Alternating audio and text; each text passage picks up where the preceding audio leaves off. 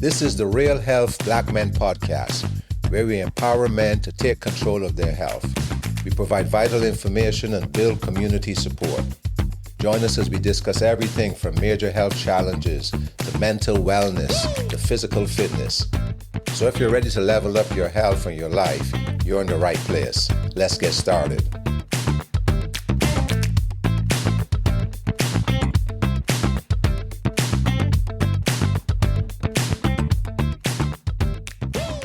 So welcome back to Real Health Black Men podcast. And today my guest is Dr. Richard Ferguson of the Black Physicians of Utah. He's a board certified in family practice. He's also practiced emergency medicine and has served as a brigade surgeon in the United States Army. He's going to tell us more about himself as we get into it. But Dr. Ferguson is also now the Chief Medical Officer at Health Choice of Utah. So welcome, Dr. Ferguson, to our podcast. No, thank you for having me here. I'm excited for our discussion. I'm excited too. So just take a couple of minutes to introduce yourself. Tell us a little bit of things about you that you think our audience might be interested in, and then we'll get into the discussion. Yeah, I think probably the easiest way is I'm a Washington, D.C. native, born and raised, did pretty much all of my schooling there, and then went off to do college or finish college at Northwestern out in north of Chicago, and then did a little bit of stint in Japan as I started on my path to join the military. Actually commissioned as a young second lieutenant when I was in Japan right after graduating in undergrad in genetics and then getting into med school. A lot of my passion to go into medicine has been inspired because of what's happened in my family. I think that many Black families have experienced where there was often preventable diseases or preventable conditions. And so that was a lot of my primary motivation, but also my strong sense of service that's in my family. My father was prior Navy, had prior Air Force, and my uncles, and Navy and Army and my uncles. So service, being a DC Beltway, or I guess a child of the Beltway, it seemed, quite normal for me to join the service, but also to pursue medicine because of some of the institutions that influenced me during my youth in Washington, D.C. So to kind of sum that up, spent 7 years active duty during my training. And actually my initial residency was actually in ophthalmology. Did that for about a year and a half before I separated and then finished in family medicine and then eventually just practiced emergency medicine for the last 13 years now. And then my day job is in health insurance, which I'm trying to have a larger impact on our health system and try to put less barriers to care when it comes to access, because insurance can definitely be sometimes part of that barrier. And then I started Black Physicians of Utah because I realized that some of the ways we can best address health equity for Black and marginalized groups throughout our nation is really trying to get more doctors that look like myself in medicine. And that's probably me a little bit in a nutshell. Okay, well, that's a good introduction. So you also served in the military as a military surgeon. You touched on that. Tell us a little bit about what that was like and what that entails. So I think sometimes when we use the term surgeon, it means something different in role in the military than it does sometimes when civilians refer to surgeon. So I initially was a battalion surgeon when I was in Iraq. And when I was there that was my longest deployment, 15 months. A battalion is just usually a unit that's 900 to up to about 2,000 troops that you will be managing the care for. And usually you have like a PA, several medics that'll be under my sort of medical team. And I'm part of the senior leadership that would be along with that of the colonel and the executive officer that's part of that larger battalion.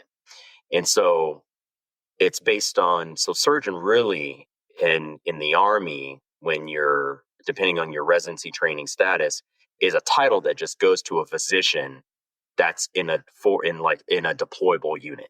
So, Okay. and as the unit gets bigger, it becomes brigade surgeon. So now it's 5,000 or more, and you're the chief doctor for those number of folks. But they give you the surgeon title, which often doesn't mean I'm operating. It just means I'm the head physician for that organization size. So then the next after that is division surgeon. And so that's several thousands. That's tens of thousands that would be a part of that. So several brigades that make up a division. Anyhow, but during my time, it was really just maintaining, doing preventative care and making sure that many of my soldiers got off the specialists if they need them. I would treat them or supervise my PAs that would be treating many of my soldiers. That would either been when we were in country, or excuse me, not in country, when we were based in the U.S. versus when we were forward deployed. Okay. I would be the chief, almost kind of medical officer role for that unit. Usually, I would have then a more senior doc that I could go and ask something to, such as a brigade surgeon. But at the battalion level, it was just often me and the colonel, who's non-medical, and the my PA that I would work along with, taking care of acute needs, chronic care, and often trauma and death that would occur to soldiers in and out of the U.S. Okay. You said in your short bio that that had a profound effect on your life. What do you mean by that? Well, I think it probably has led to me wanting to do a lot of humanitarian care because I was part of General Petraeus's Hearts and Minds, part of his underlying mission to try to not have America seen as so much, our troops seen as an enemy between 2007 to like 2010, I would say, when a lot of our servicemen were there. And so he would use some of the medical components to try to build this bridge so that smaller militias would pretty much rat on the insurgents that would set bombs and be disruptors in the in our area of operation in Iraq. So, and often those red zones. So we would try to befriend some of the sheiks, local sheiks, and local community leaders by providing medical care.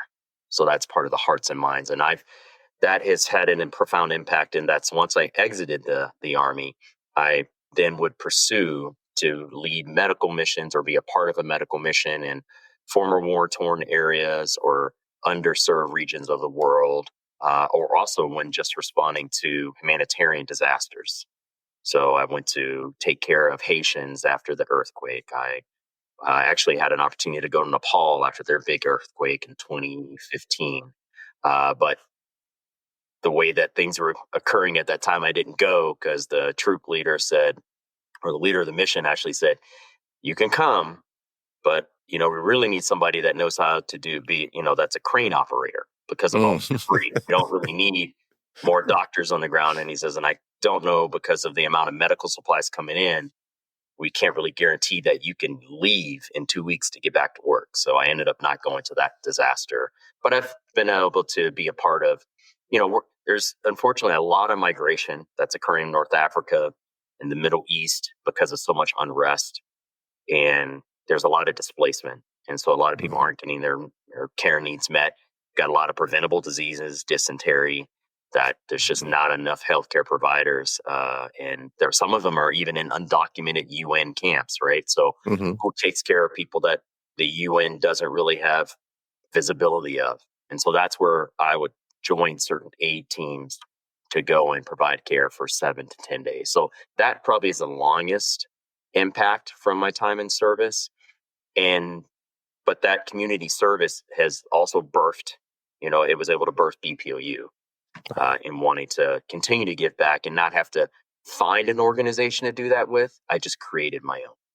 Well, let's get into talking about Black Physicians of Utah. You said you created it. Tell us a little bit more about, how you got to that point and your vision and your focus, and what are some of the major projects you might be working on in that area? I would say, well, my vision for wanting to do it started with another organization we're working, often towards the same means, and it's called Black Men in White Coats. And they made a movie called Black Men in White Coats that was shining a light on the deficit and the very slow, non-growing numbers of Black male physicians in America. Okay. And some of that being that, a Black male 18 to 45 has a higher likelihood of being incarcerated instead of being in a position wearing a white coat like myself, completing medical training, completing residency.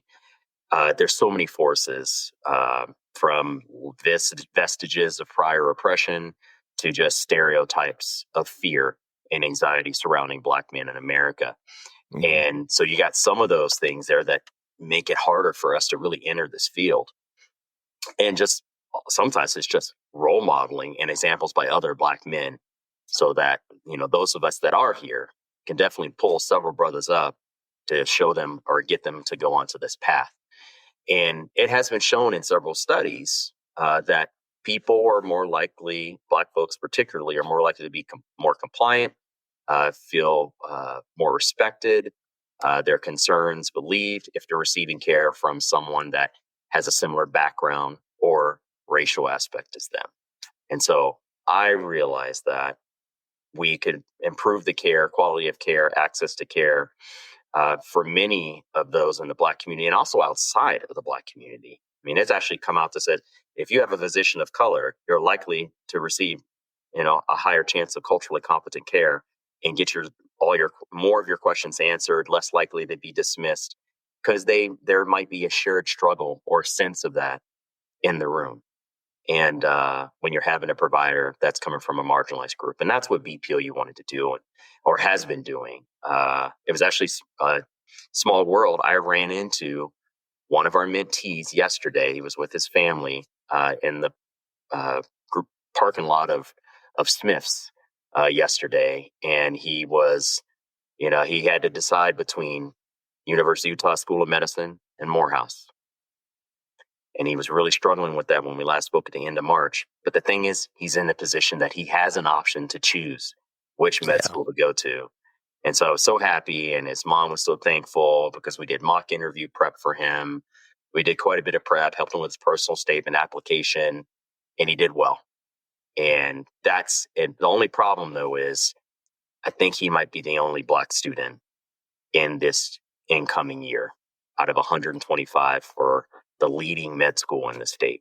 So there's a lot of work that my institution has to do, University of Utah has to do. But it's going to take sort of external partners like myself, I think, to try to help with that. Okay, so he's choosing to go to University of Utah over Morehouse. I guess that's what you're saying. Yeah. Yeah. Okay. So let's talk. Yeah, go on, sir. So let's talk about Black physicians in Utah. Are there many Black physicians in Utah, or maybe physicians of color? I'm sure that you have many people in your organization who are not necessarily Black. So I look at it this way. So I wouldn't use the term many, but we also have to look greater at Utah. Mm-hmm. So just in regards to doctors per capita, I think we're 44th in the nation of number of let's say just use primary care providers. I think there's one primary care provider. I have to look at our ratio. I want to say it's one primary care provider per 700 people here in Utah, which isn't a great ratio. And so, but on top of that, we don't have enough primary care physicians in the state. Right. So it leads to a very long wait time. And then on top of that, how many of them have gone through training so that they practice less bias when they're providing care? So then you have that makes the number even smaller. So right now, not including residents, there's about 30 Black physicians that are members of my organization. There are a handful, 3 or 4, I would say about 3, that don't align with my mission. That's probably a separate discussion. I think it's sometimes that it may be with my leadership style. It may be, hey, I'm busy, or I'm content with what I give to the Black community, don't need to be part of an organization, whatever it may be. But there's about 30, and there's probably, I think, about 10 to 12 that are in residency or fellowship training that are Black in Utah. Yeah, I lived in Utah for 30 years, so and I didn't run into many Black physicians in Utah. We had good medical care because of the university and there, and both at Utah State and University of Utah, but not many Black physicians that I ran into there. When I was here, when I was training here, I saw just the resident that was ahead of me. Her name was Dr. Erica Baden, who's now an active part of my group. She's actually our vice president for BPOU, and Dr. Jessica Jones. And that was about it. And then for years, when I was just doing traveling emergency medicine, I would always come back, and I'm like, wow, I was like, I know there's got to be more of us. So I said, well, let me create a home. Let me create an organization that people can belong to, Black doctors can belong to. Maybe that will attract more. And in some regards, it has. Yeah. The organization, people didn't know where we were practicing, where we existed in the state. And now I've given us a webpage, a provider directory. Now, mind you, much of the population don't really have reasons to see these Black doctors because they're all highly subspecialized. Right. So, we have a Black cardiologist that's down in southern Utah in St. George. He's an interventional cardiologist. So unless you're getting a stent placed in your heart or needing his involvement when you're having a bypass or after you receive your bypass or getting significant medication management after a heart attack, you're not going to just go and see him. Right.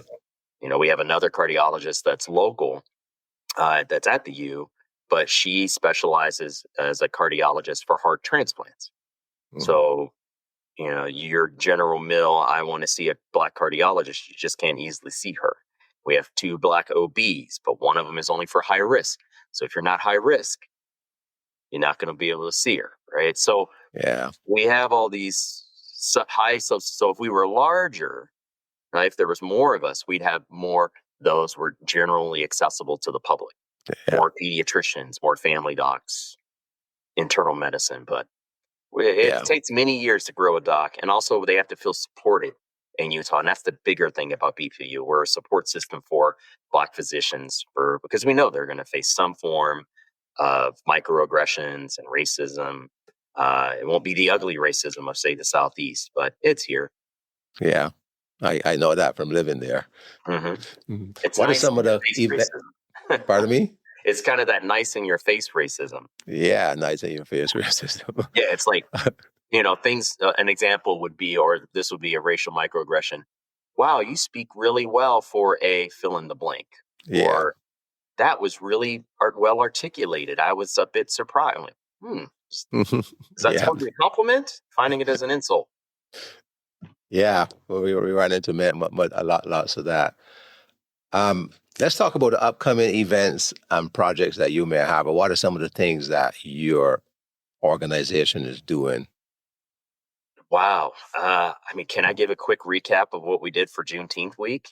Yeah, that'd be a great start. Yeah. Yeah. So we were very busy, but but once again, my soul, my heart was full because of what I was able to convey and share. So June, not only it being, containing Father's Day and also Juneteenth, our overarching theme that we as BPOU have on our homepage, that we send out our newsletter, was on brain health.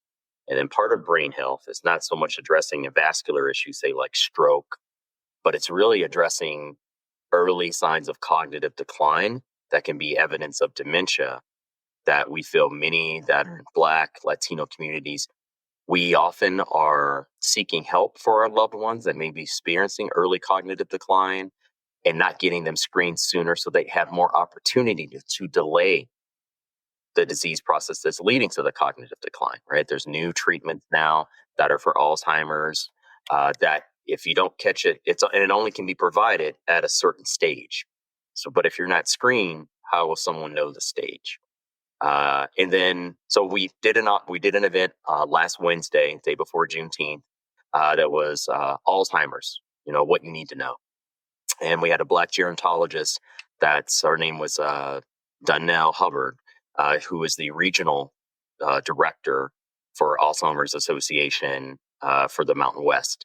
So she came out, We also had a local aging services, specialized licensed clinical social worker. Actually, both backgrounds are licensed clinical social workers, but they were great. I went on there. We had a stage. It was in downtown Salt Lake City. We had about 26 people registered for the event. Highly informative. A lot of people were getting some answers, sharing personal stories about how the impact to a caretaker is that we sometimes don't realize it's happening when someone's going through the development or worsening of dementia. So we talked about what it is, how dementia varies from actual aging, and then what resources that people have locally. And then the next day, we went on to have our Juneteenth event that was at PBS with Roots and Culture hosts, Lonzo Liggins, and I think his name is Darren. But they're the hosts of a local show on PBS here in Utah called Roots and Culture, Roots, Race, and Culture. And we discussed what was the significance of Juneteenth. So I kind of put on a medical hat and lens and said, what are some of the parallels between Juneteenth and health equity? We wanted equality for treatment and for those that were undergoing emancipation. And that was a challenge just to get to that point, and also to get those that were enslaved in Texas made aware of it.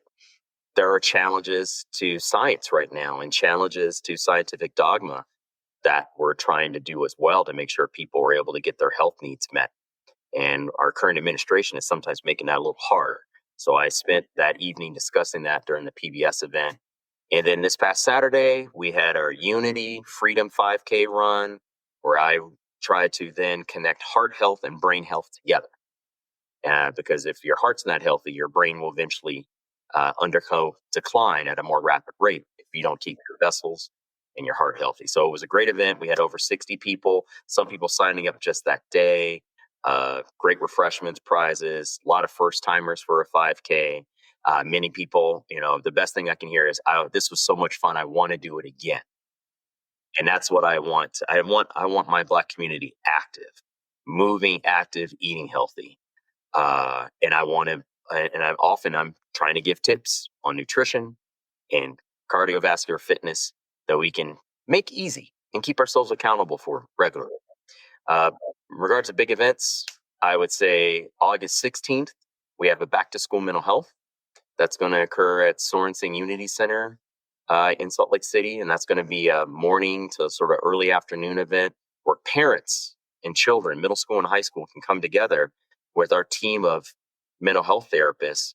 And they're going to go through a set of presentations and breakout groups and how to overcome some of these fears and anxiety that even our children are having, given the current political unrest going on. People feeling that families are going to be broken up because of ICE raids and civil liberties that people are feeling they're being encroached on, especially when it comes to just your First Amendment rights and your right to protest. That's affecting our students, and we want to be able to teach coping strategy, how to have that tough conversation with your child so it doesn't lead to untreated or developing anxiety or depression with a child. Because we're, I think, number 4 for suicide for children in our nation, taking their lives. So it's a real problem here in Utah. And we at Mental Wellness Alliance are going to work to try to equip parents and teens and preteens with the skills to have these tough conversations. So yeah, that's August 16th, November, and then October 25th, I believe. Yeah, October 25th. It's another Saturday. And that's one of my biggest events of the year. It's called Medicine Immersion Day. And it's something that actually Black Men in White Coats, the national organization with their various chapters, does. But it's pretty much a mini med school and residency training rotations that I do for high school students and those that are out of high school that are interested in becoming physicians. So it starts off with a day with Black doctors sharing their path, their experience, how they got into medicine. Then we break everybody up into groups in the hospital. They go to the inpatient service, they go to the OB service, they go to the ER, they go to the surgical suite, and they all review cases and discuss patients. Then they all come back together and they do for about another 90 minutes hands-on specialty care with training mannequins, learn how to do CPR, suture closer, learn how to do a lumbar puncture of the spine on a child, knowing how to use an ultrasound device to look at a baby. A lot of stuff that we'll do in the afternoon. And then they have lunch with Black doctors and allied physicians that want to support these students to go into medicine, and then a job fair after that. So it's a pretty big day. So those are some of my upcoming events. Yeah, you got a full calendar. That's lots of stuff going on there for the Black physicians of Utah. So this program is about Black men's health and the health of men of color. And like you said at the beginning, the focus of this program also, like it was for you younger years, about trying to prevent unnecessary deaths in the community. Things that should be treated, things that should be handled at an early stage, if it can be detected and tested for, can be helped. So what are some of the trends that you're seeing in this area and that you're excited about, and some that may have you concerned? For Black men's health, well, I think one thing that has me a bit concerned is the amount of misinformation that's occurring when it comes to health needs. And the reason I bring that up is, as someone that's on the insurance side for my day job, we pay attention to what the CDC and the advisory committee for immunization practices is recommending. Because you have to understand some of the social determinants of health, unless you have a certain job that gives you access to insurance, you sometimes have and then you're hoping that the insurance will cover preventative services such as vaccinations. And so something that is I'm worried about that's going to impact not only children but adults as well is when we have folks that are coming in that are skeptical of what's been vetted science for so long on, if you have diabetes, heart disease, or lung disease, or sleep apnea, you should get the pneumonia shot. Well, if we start having people that now are going to be in this advisory committee that once said, this is what we strongly recommend, now you've been replaced it with people that are going to question something that has been saving lives, preventing hospitalizations. I don't know if people remember, but Bernie Mac, the comedian, he was in his 40s and died of pneumonia. Why did he die of pneumonia? Probably didn't get off of the pneumonia shot, probably didn't told he needed it. But even I got the pneumonia shot, and I got it in my early 40s to protect us from that. So that's one thing that I think is going to affect not only all Americans, but you have to understand Black men in trusting to receive care, they will often dismiss some of their care concerns. So when someone is trying to do the right thing, they may not be offered, or they may have to come out of pocket now for something that was covered because of the myths and poor science that the current administration is putting out. So that's one fear. But emerging trends when it comes to Black men's health, I've seen it with our mental health team, where it's becoming more community based and some more culturally tailored interventions. Say an example, or trying to get barbers to talk about health topics while Black men are accessible and in their chair or in their space, right? Or barbers being a part of doing a health fair event where they're like, hey, get your haircut, get your vaccine at the same time. So I feel that, these barbershop like programs is one recognizable way to have like a highly effective venue for preventative care. And this can lead to, more blood pressure screenings, because we have to remember that's a leading cause of death for Black men. And we don't need to necessarily wait on doctors to do this. We can do it with a nurse. We can have many of these community-based initiatives for screening care done with a pharmacist. As I said, nurse practitioners, PAs. So I feel like some of that, the grassroots approach, that's something I'm hopeful for that more of us are doing. And I also feel that there's a trend for more digital health. So I think there's an app called Mobile Men. And there are other telehealth offerings that are empowering Black men to manage their chronic conditions remotely. So that's one thing that I'm hopeful for. And then there's been this shift since George Floyd and that fallout from it, that Black men's mental health forums, but other forums where they're going to try to increase research participation and health knowledge for Black men. So I'm of course, if we had a study that was going on, I would definitely try to recruit more African American men in to be represented in more research studies. And then lastly, I'd say another trend is we're doing a better job at destigmatizing seeking mental health care. It's not seen as weakness. It's not seen as something that you can pray away. Uh, but many Black men will struggle with trauma, either abuse earlier in life, uh, uh, seeming and worsening anxieties because of how they're treated on the job or tasks they're asked to do on the job, or just fear because of certain unrest going on in various cities today, where you feel that you might unfortunately be targeted as a Black man by either the police or heck, even by say an ICE raid at this time, just because you happen to be Black or brown. So that to me increases this need to have our mental health coping skills knowledgeable, so we can, or more knowledge for coping skills when it comes to mental health stressors. So uh, peer support networks are growing on social media for Black men. And I feel that we are actively reframing that it's okay to be vulnerable.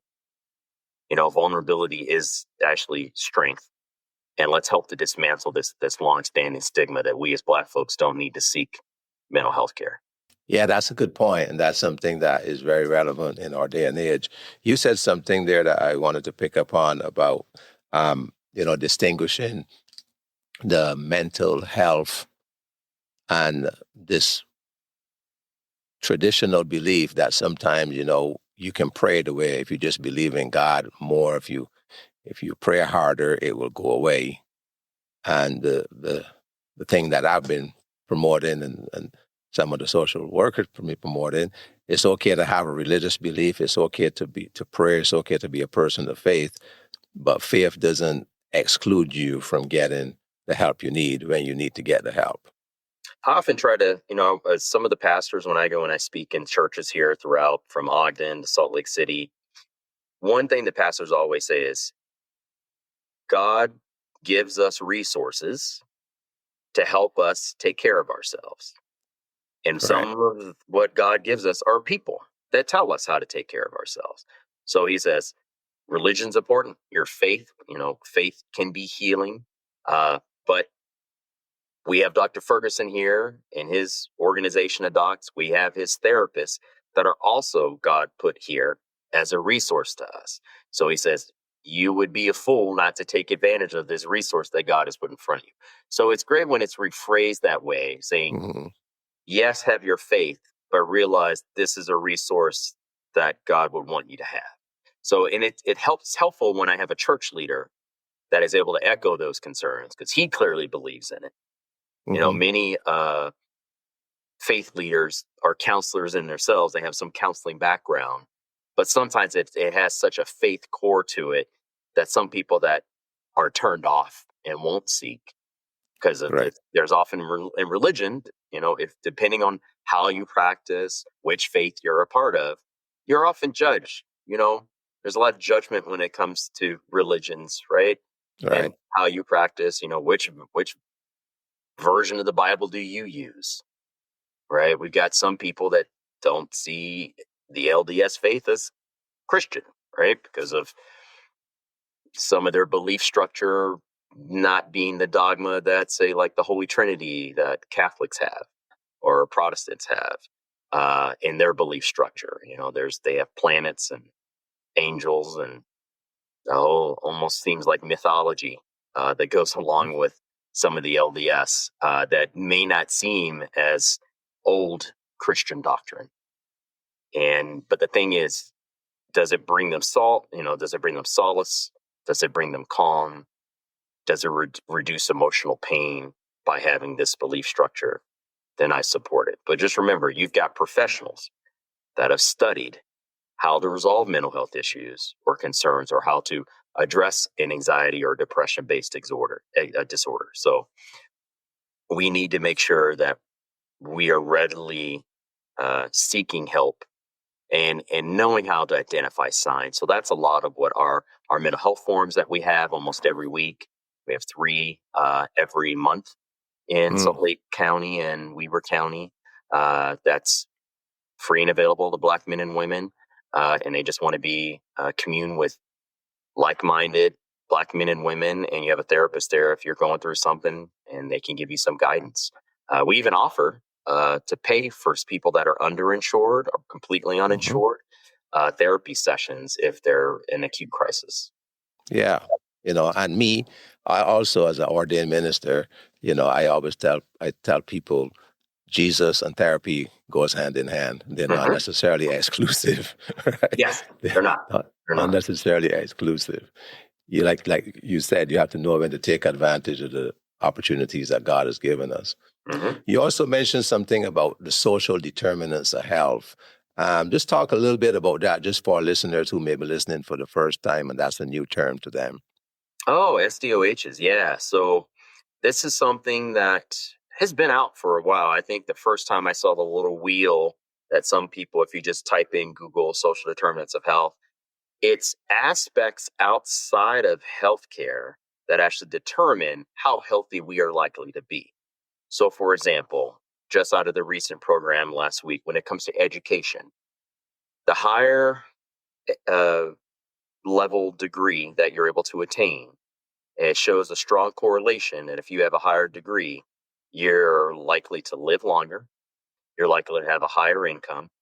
You're also less likely to develop dementia at an earlier age because you're using your brain to stave off. But also, you've had access to to learn about more resources and knowledge to know what is healthy to do.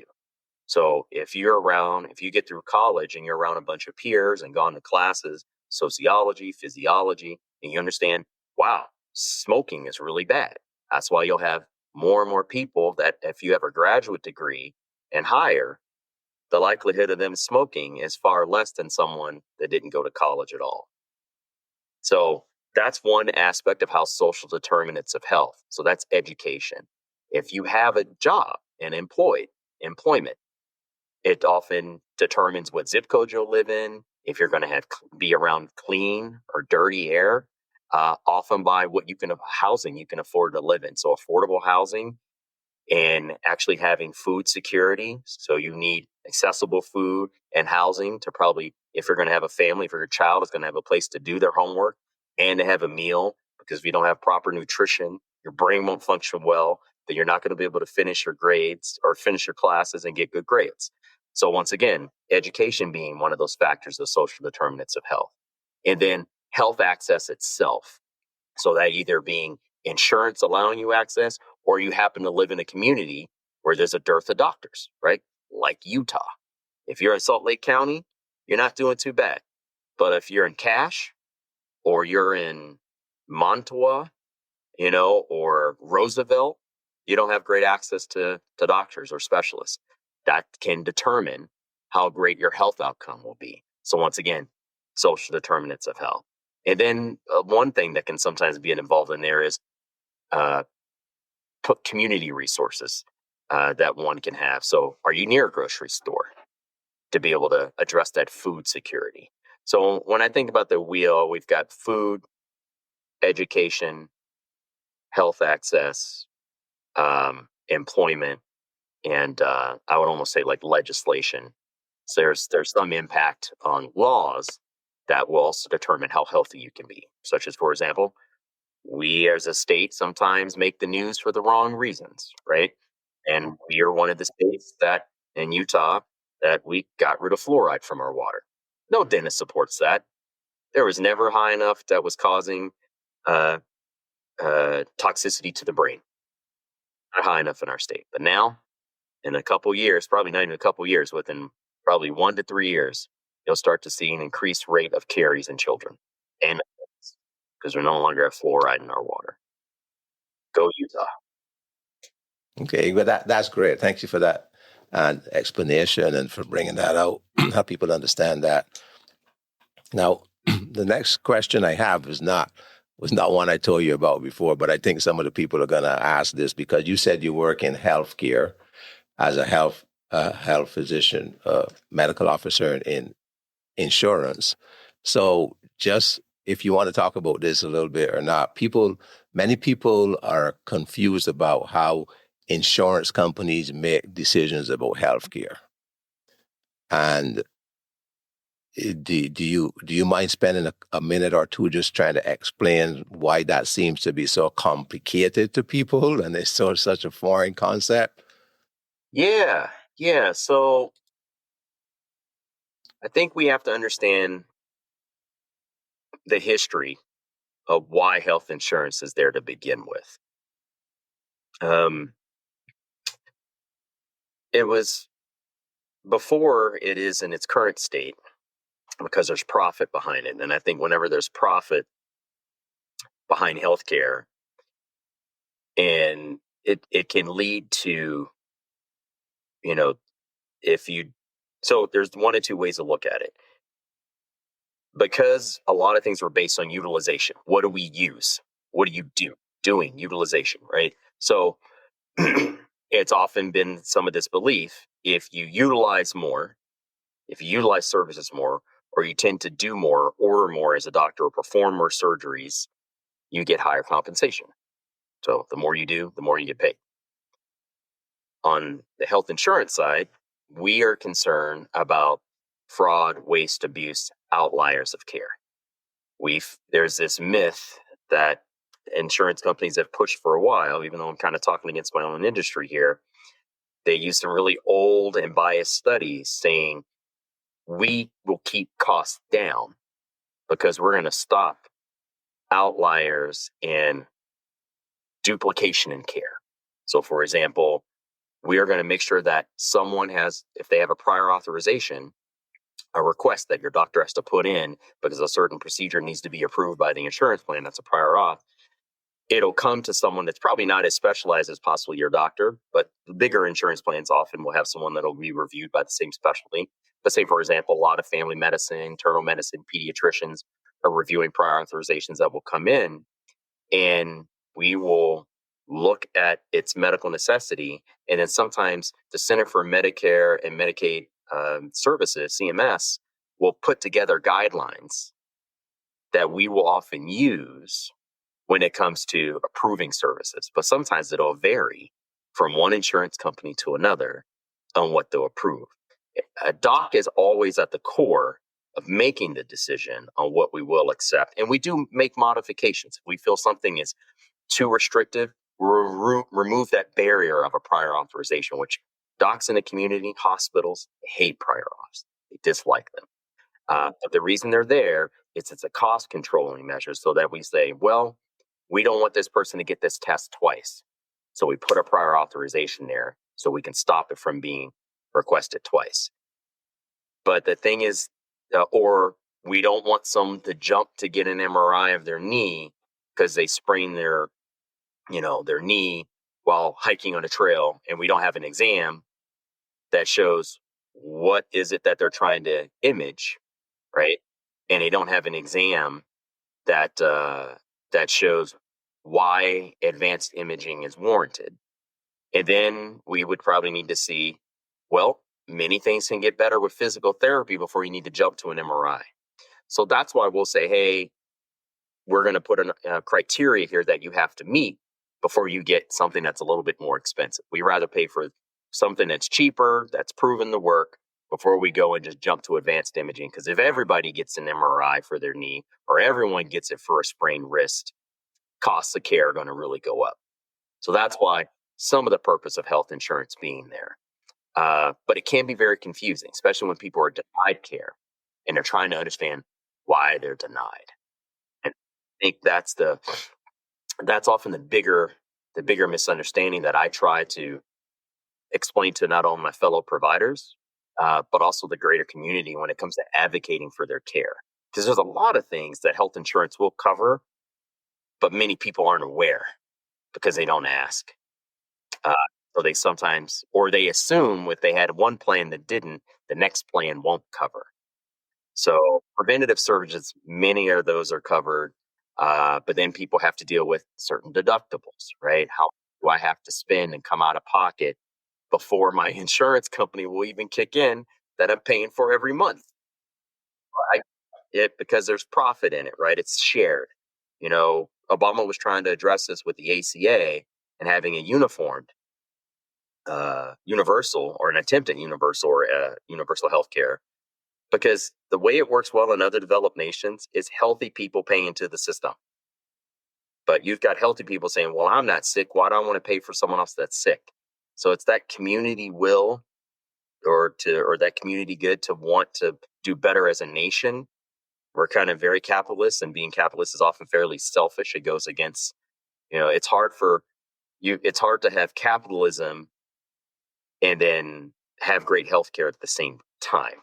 One of them's going to get hurt. So you either spend more on care, thus you make less money, or you spend less on care and you make more money. Okay. Well, that's a good introductory discussion. I think I need to do an episode specifically on healthcare and insurance. And insurance and healthcare, it's very because confusing. people have so many questions. Intentionally so, I want to say. Intentionally so. Intentionally so. Well, how do we improve health outcomes for people of color? Oh, I think sometimes one way to start is go get seen if you haven't been seen, if you're 35 or 40-year-old man, let's just start there. Hey, 25-year-old man, don't wait until you're sick to get seen that year. Just go and get a general physical. Hey, I want to get my cholesterol checked. I want to make sure my kidney function's good. And I want to make sure that I get advice on maybe nutrition and my blood pressure gets checked. Mm-hmm. At least do that once a year. There's no reason as an adult that you should be missing appointments. And if you're good, but too many men wait until something hurts or they're symptomatic, and then they'll even dismiss the symptoms for a while thinking it'll get better. And then there's less options to treat by the time you get seen. So one thing I think that'll improve healthcare outcome is go to the doctor at least once a year, even though you're not sick.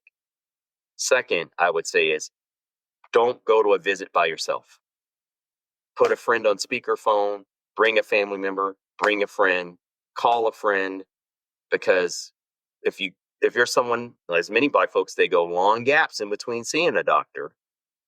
And then the doc probably doesn't have a lot of good news. So that brings up a lot of fear, and people, they shut down. They don't want to listen.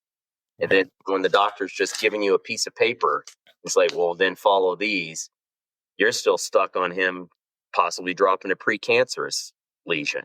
Mm-hmm. And that scared you. You didn't ask any more questions. You just sort of nod your head and then you leave, and you've got more questions. And now you're spending time the next day trying to call the doctor's office after you were just there. But if you have someone else that can listen in for you, as I do for my own mother in Orlando, when she goes to her appointments, she just calls me. If I'm not in a meeting, she puts me on speaker and I listen to the whole conversation. And then I go, Mom, is there anything you're worried about? Is there anything? We can do this with our friends and families. That's one thing I think, that's the second thing I think that'll help prove healthcare outcomes for Black folks. Third is I would try to go to your local public health departments' websites. They often have tons of tips of information that you should be following: recipes for heart health, recipes for diabetes, recipes, or how to know for signs of elevated blood pressure, tips on how you can lose weight so you can address your blood pressure. So I would look at your local public health state or city's page. And then probably the fourth thing to try to improve healthcare outcomes is, if you're able to, try to get at least 150 minutes a week of vigorous physical activity. Brisk walking, running, swimming, biking, just upper body, weightlifting. You don't need to belong to a gym to be healthy. I'll put it that way. There's a lot we can do in the comfort of our home, outside, in the street, to just get our heart rate up, because sedentary is killing us. 75% of the U.S. is overweight. Majority of African Americans, particularly African American women, I think 54% are obese. So obesity is leading to tons of other secondary health conditions, such as cancers. It can predispose you to certain cancers because it just causes so much inflammation in your body. And your cells just keep turning over, and they're going to make more mistakes. So let's try to do more that we can bring into our control. That's with nutrition, trying to exercise regularly, and try to go to the doctor at least once a year. Don't wait until it hurts. Those are some great action points that our listeners can follow. Are there any other topics that you wanted to touch on that we didn't touch on? Oh, wow. I don't want people to give up hope. There are professional societies, my organization being one, American Academy of Pediatrics, the American Academy of Family Physicians, American College of Obstetrics and Gynecology. We are still strongly believing in science and meeting the healthcare needs and trying to address and providing equitable care, either through lobbying, either through our various roles in medicine. I'm trying to do it with some of my access to academic medicine when it comes to teaching medical students so that the next generation understands bias in medicine, understands how to get people to advocate for themselves when they're seeking care. So don't lose hope. There are docs on the right side that are going to be on the right side of history as we get through some of this, what appears to be rolling back of some of the great strides we as a nation have made as being a leader in science and technology.